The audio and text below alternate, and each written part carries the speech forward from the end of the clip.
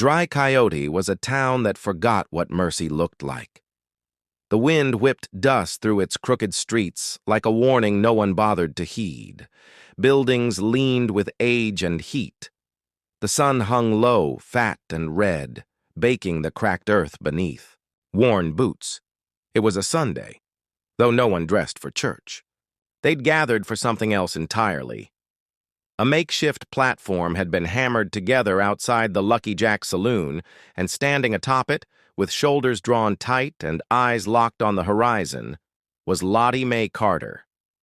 She looked like something sacred in a godless place, barefoot, shawl frayed at the edges, hair braided the way her father used to do before he was buried without a coffin. She was 17, maybe, but standing there with dozens of leering eyes crawling over her skin, she looked like a child about to be broken. Mayor Jasper Tull stood beside her, black hat shadowing his greasy face, gold watch chain glinting from his vest. He held a whip in one hand, not to use, but to remind. His smile was wide and cruel. "Gentlemen," he called, voice slick as oil, "what we have here is a fine, clean prize. Untouched, unspoiled, raised right, church-going stock. Not a scratch on her." The crowd shuffled forward. Ranchers, gamblers, retired guns with rusted badges, men with too much money and not enough conscience. Some laughed. Others squinted. No one looked away. Lottie didn't cry, not yet, but her fists were clenched so tight her knuckles had turned white. Behind the crowd, standing still as a fence post, was a stranger. He'd arrived an hour before, tied his pale horse at the trough, and watched in silence. Dust clung to his long coat. His hat hung low, concealing most of his face, but his presence alone parted the crowd like a shadow moving through wheat. No one spoke to him. No one had the nerve. "All right, boys," Jasper continued, drawing out the moment. "We'll start the bidding at $50, a steal for the last virgin in Coyote County." Snickers rolled through the gathering, fingers dipped into coat pockets. A few men raised hands, murmuring numbers. Then came a sound that silenced everything. Clink. A coin purse, fat and heavy, landed on the edge of the platform. Jasper blinked. Everyone turned. The stranger had raised his hand just once, then lowered it again.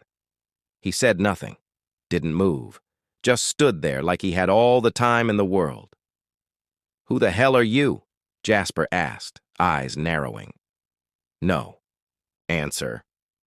He gestured to one of his men who bent down and picked up the purse, weighing it. $100 easy, the man muttered. A few in the crowd let out low whistles. Others stepped back. Some spit and turned away. You didn't challenge a man like that unless you were sure of your soul or had nothing left to lose. Jasper's smile faltered. "This ain't charity, stranger. You fixin' to buy her, you'd best—" The man reached slowly into his coat and drew out a folded paper, legal tender, marked with the town's own notary seal. He handed it to Jasper's deputy without a word. Jasper read it, his jaw tightening. It was valid. "She's yours," he muttered. "Take her. I got no time for games." Lottie blinked, unsure if this was another cruel trick. The stranger walked to the platform, climbed the steps slowly, and removed his coat. He wrapped it around Lottie's shoulders, careful, like she was glass. Then he turned, stepped off the platform, and walked back toward his horse. He never once looked at the crowd. Lottie hesitated, then stepped down and followed. Her eyes were wide, but her steps sure. Each one carried her farther from the edge of something she hadn't known how to escape. The townsfolk watched in silence, unsure what they'd just seen. A girl sold and unsold in the same breath. A stranger who said nothing and changed everything. Dust settled behind them. And Dry Coyote, for the first time in years, stood quiet. The ride out of Dry Coyote was long, silent. The sun hung low, burning the earth with an orange hue, but Lottie Mae didn't notice. She couldn't take her eyes off the man beside her, the stranger who had bought her freedom for a handful of silver. He never said a word. His horse moved, steadily beneath him, as calm and unhurried as the man himself. His wide-brimmed hat cast a shadow over his face, and his coat, once black, was now a faded brown from years on the trail. There was something hard about him, something that didn't bend to the wind or the weight of the past. Lottie didn't know if he was a savior or another monster in a different guise. She only knew one thing for sure. He wasn't like the man who had watched her on the auction block. And that, for now, was enough. Hours passed, and still the stranger said nothing. The only sound was the creak of leather saddles and the rhythmic clip-clop of hooves against the dirt road. The air was thick, the kind of heat that made you feel like you were choking on it. But the stranger, Elias Boone, never seemed to notice. His posture was rigid, his face carved from stone. Lottie bit her lip and forced herself to speak. "Where are we going?" Elias didn't flinch, didn't look at her. "Far." "Far?" she echoed. "Where's far?" "To a place where you can sleep without fear," he answered, his voice low and rough, like gravel scraping against stone. She swallowed, unsure how to respond. His words weren't comforting. They didn't promise safety, just distance. But in a way, it was the answer she needed. They stopped by a creek just as the sun dipped below the horizon. Elias dismounted, pulling the reins of both horses tight, as he led them to a patch of shade beneath a few scraggly trees. Lottie dismounted as well, her legs stiff, but her heart racing. She watched him build a fire with practiced ease, his movements fluid and confident, as if the land itself had taught him how to survive.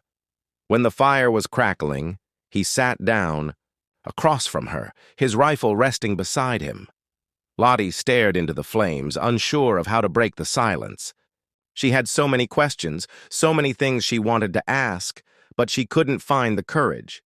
Instead, her gaze drifted to the stars, a blanket of cold light that stretched above them, unbroken and indifferent.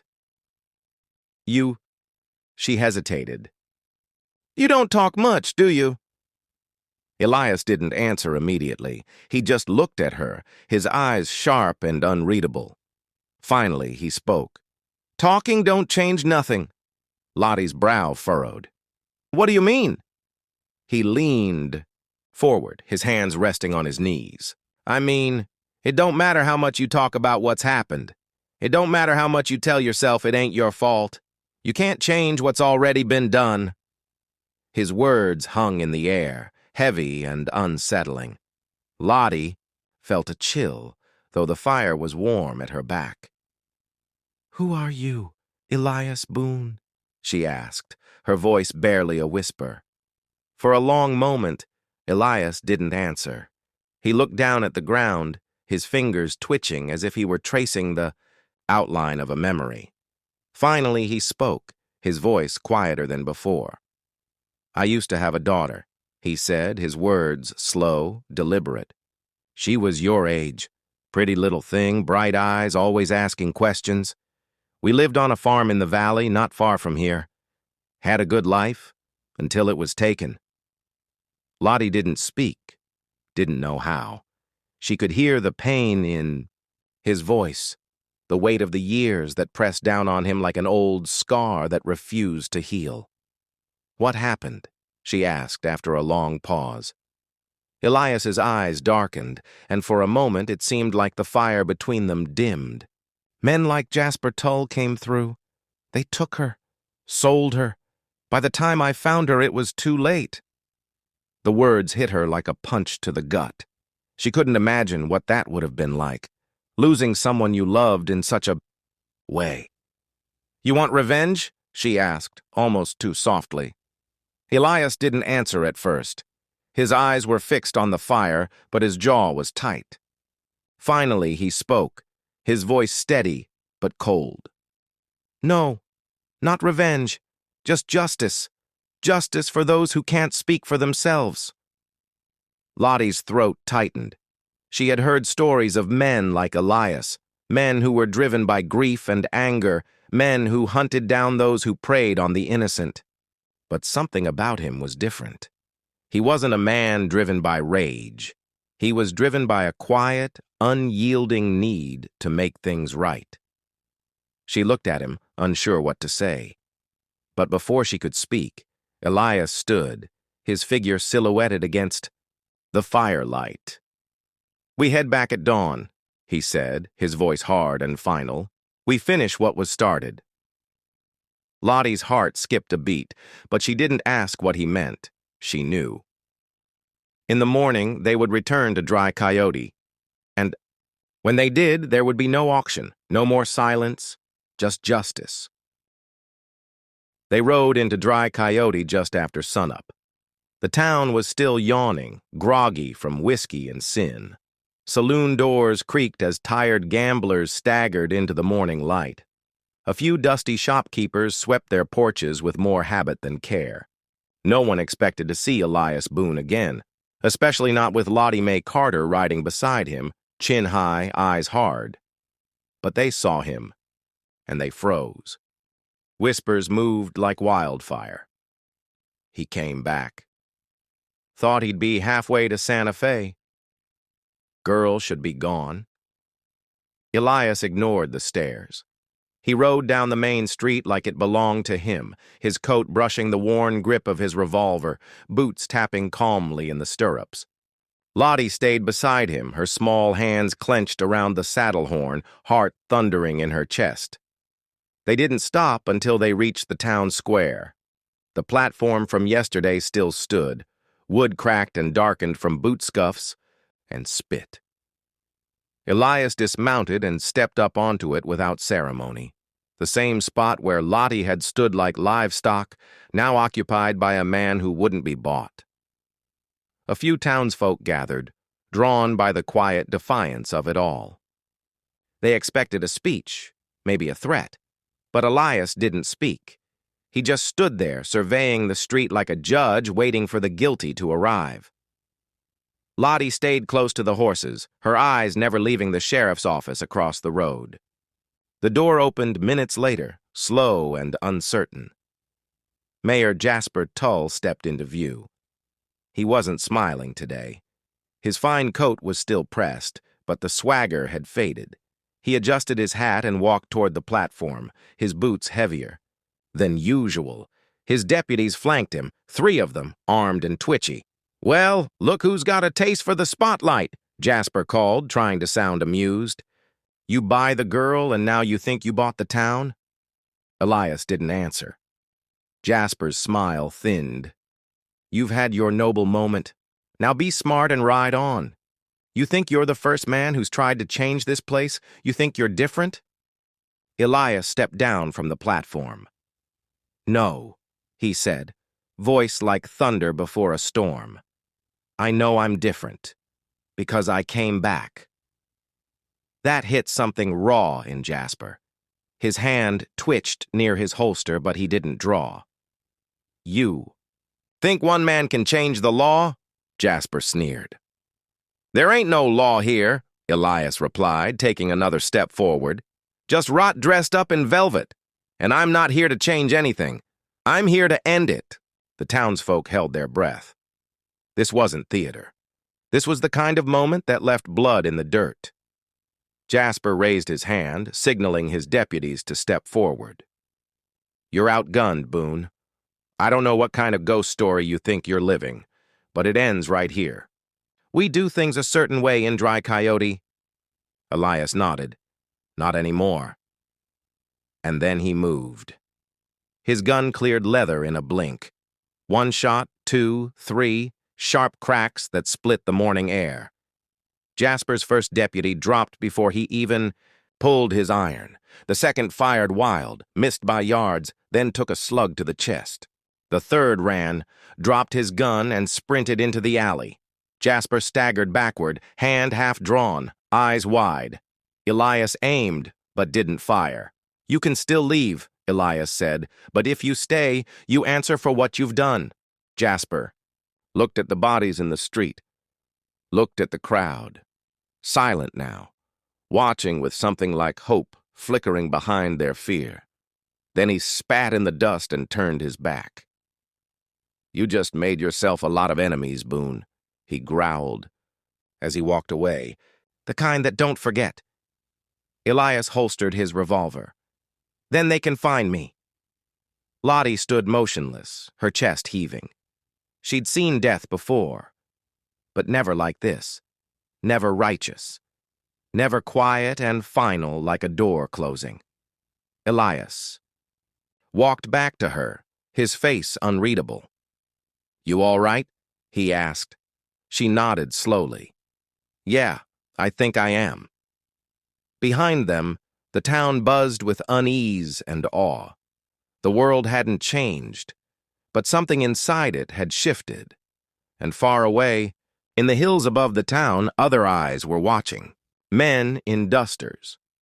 Quiet figures who'd heard the shots and were already saddling up. Because justice, real justice, always had a cost. And Elias Boone had just signed the first page of that debt. Night came heavy over Dry Coyote, the air thick with waiting. Word had spread fast. Elias Boone had gunned down 2 of Tull's men in the square. The townsfolk had scattered after sunset, doors locked tight, windows shuttered like tombs. The saloon, once alive with sin, now sat dark and silent. Lottie sat by the fire again, this time behind the abandoned chapel on the edge of town. Her hands trembled, not from fear, but from knowing this wasn't over.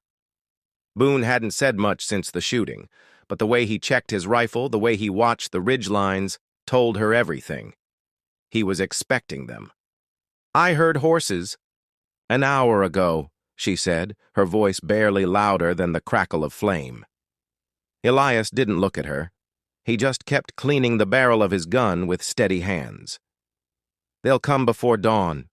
Men like Tull never fight in the sunlight. Truth's too ugly in the daylight." Lottie nodded. "You ever think about not fighting?" "I tried," he said, his voice dry. "That's when I lost everything." She hesitated, then said softly, "You didn't lose me." He looked at her then, eyes worn with years of regret. But in the firelight, she saw something else. Acceptance. Maybe even peace. The stillness broke with a sharp whistle from the northern ridge. Elias stood. "They're here." From the darkness, 6 riders emerged like wraiths, men in dusters and wide-brimmed hats, rifles slung, boots heavy with intention. They fanned out across the bluff above the chapel. At their center rode Jasper Tull, his mouth twisted in a snarl, eyes burning beneath his hat brim. "You had your say, Boone," Tull called down, "and I let you walk. That's more mercy than you deserved." Elias stepped into the open, rifle in hand, feet planted like roots. "You're not here for mercy," he said. Tull grinned. "You're right. I'm here to finish what you started." Behind him, the gunmen spread like shadows. It was clear they meant to wipe the name Elias Boone from the dust. Lottie moved beside Elias. "What do you want me to do?" "Get behind the chapel. If I fall, ride. Don't stop riding. I'm not leaving you." He met her eyes. "That's what my daughter said." She didn't move. Then the world exploded in fire and thunder. Shots rang out, sharp, brutal cracks that echoed across the hills. Elias dropped to one knee, firing fast and clean. The first rider to his left toppled off his horse, his rifle clattering beside him. The second flinched as a bullet tore through his shoulder. Lottie scrambled behind the chapel wall, her fingers pressed against the wood, listening to the war rage yards away. Elias moved like a man possessed, calm and ruthless. But they had numbers, high ground, and no hesitation. A shot clipped his arm. He grunted, but didn't fall. Then, through the smoke, Tull appeared, riding down the hill, pistol raised, screaming like a demon. Elias turned, lifted his rifle, and waited. They both fired. Tull's bullet grazed Elias's side. Elias's shot hit center mass. Jasper Tull flew backward off his horse, landing hard in the dust, the life draining from his eyes before he hit the ground. The remaining riders faltered. Elias, blood soaking his side, shouted through clenched teeth, "I don't want to kill you boys, but I will. Drop your guns and walk away." They looked at one another. Then, one by one, they tossed their weapons and turned. Silence returned. Lottie ran to Elias, catching him as he staggered. "You're hit," she whispered. "I've had worse. You need help."